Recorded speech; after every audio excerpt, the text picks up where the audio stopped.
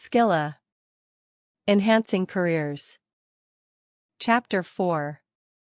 Cabin Comfort Services. Today's modern airliner is the outgrowth of many years of design progress, where passenger safety has been the cornerstone. From a purely practical viewpoint, the passenger must first have sufficient confidence in flight safety to embark on his first flight, although frequently he does this with much trepidation. On the other hand, all passengers to some degree are comfort conscious. In fact, a feeling of safety is in itself a very basic form of mental comfort. Comfort factors. There are many factors in the cabin that determine the level of comfort to the passengers, such as temperature, seat comfort, seatlet design, mood lighting, controls, etc. Each factor contributes to the comfort level by employing many technologies. Temperature. Historically, cabin sidewalls have tended to be cold.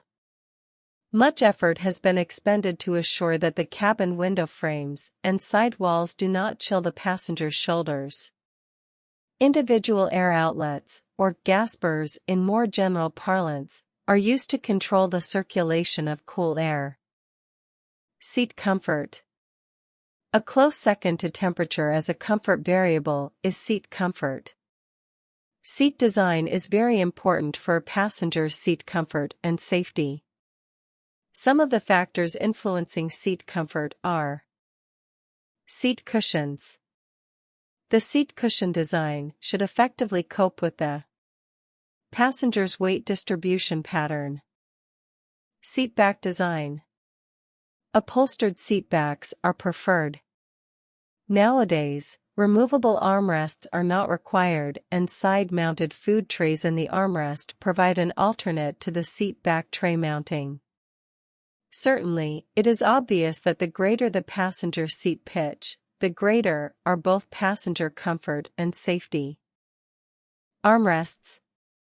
As just stated, the armrest with a built-in food tray is preferable to food trays in the seat back. However, a removable or hinged armrest is a boon to the passenger for lounging or even sleeping when the passenger load factor is low enough to permit it. Footrest/leg rest. Footrests provide a comfortable position to rest the feet, while leg rests provide a better comfort on long-haul flight with inclined seat. Seat leg design. The seat legs must be designed not to scratch passengers' shoes or rip their clothes. They should be attractive too, so that they blend well with the general cabin decor. The seat legs and the other stuff under the seat, multiplex boxes, baggage restraint bars, reclining back mechanisms, etc., must leave ample space for the passenger seated just aft to put his feet. Sufficient clearances and protection must be provided for the passenger's shins. Assist step. A properly designed step, integral with the seat, is an aid to stowage compartment access. Of course, properly designed overhead stowage compartments that can be reached without an assist step solves all these problems. Life vest stowage. The life vest must be easy to reach and retained by fittings that will not interfere with rapid retrieval. Yet the life vest installation must be unobstructive so that its presence is not a continual reminder to the passenger that there is a chance that he might need a safety item.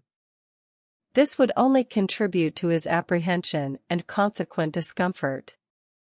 Controls.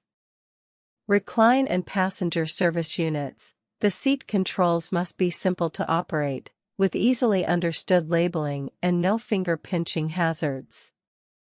Seat belts and buckles.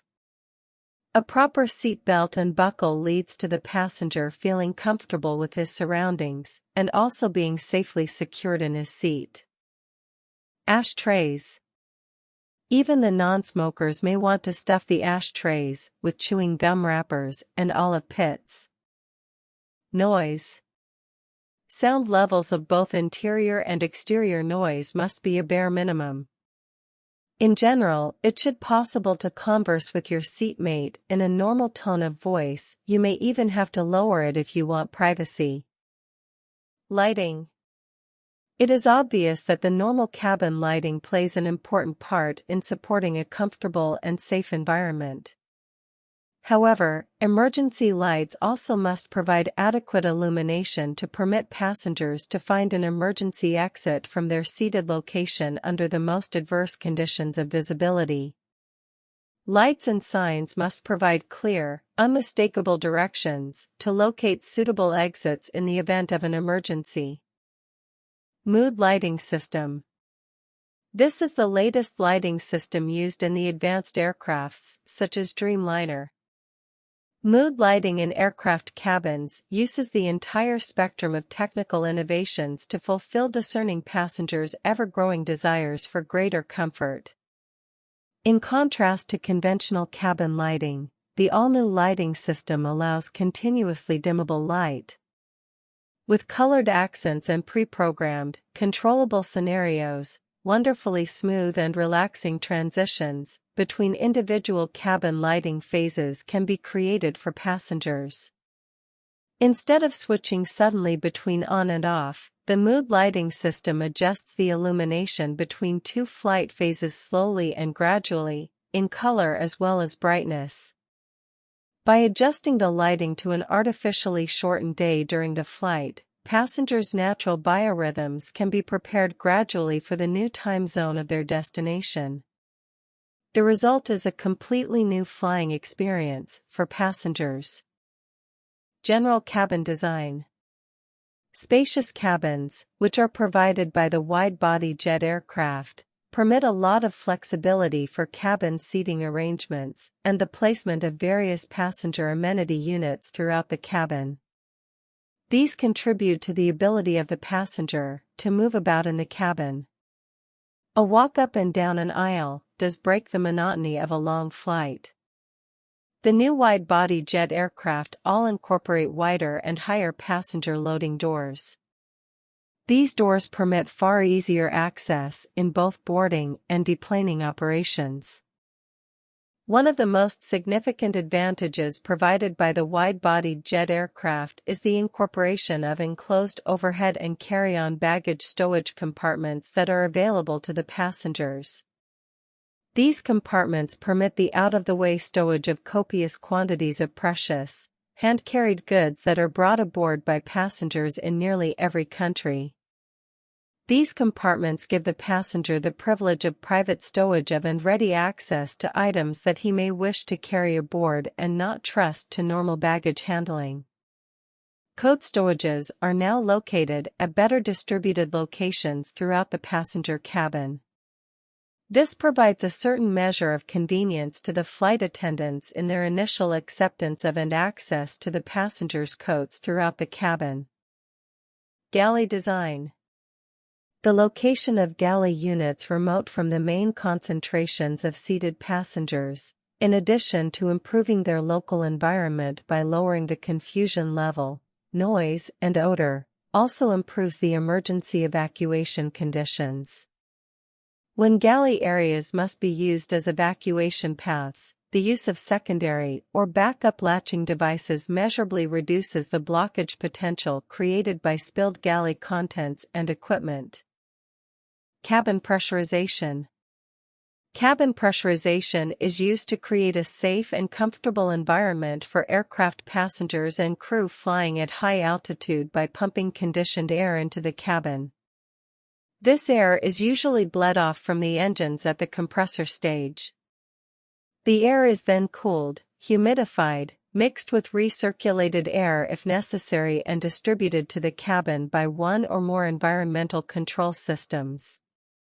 The cabin pressure is regulated by the outflow valve.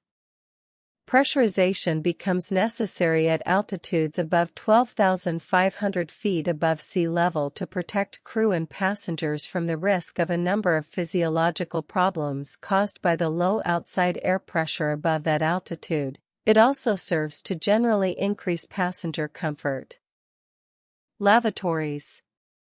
Lavatories on modern aircraft are very expensive, and include features that have required substantial upfront and long-term investments by the world's airlines to design and develop. Airlines and aircraft manufacturers continually research ways to improve lavatory design technology to increase functionality and reduce costs of production, while maintaining adequate levels of safety, hygiene, and comfort. Modern lavatories are now no longer of the chemical toilet blue water flush variety, but instead, lavatory manufacturers have progressed to vacuum flush technology to eliminate solid and liquid residue from the basin. Lavatories per passenger provided aboard aircraft vary considerably from airline to airline, class of travel, and aircraft to aircraft. Shower rooms. Some premium airlines put showers on their planes for the first-class passengers, on their Airbus 380 aircrafts. Emirates was the first airline to provide showers in its first-class suites on their A380 planes, and there's one shower for every 7 passengers.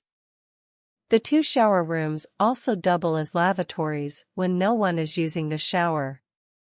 You can use the room for about 20 minutes, and you can take 1 shower per flight. The room is cleaned after each use, guaranteeing that it's always spotless. To use the shower, passengers have to book an appointment with a flight attendant.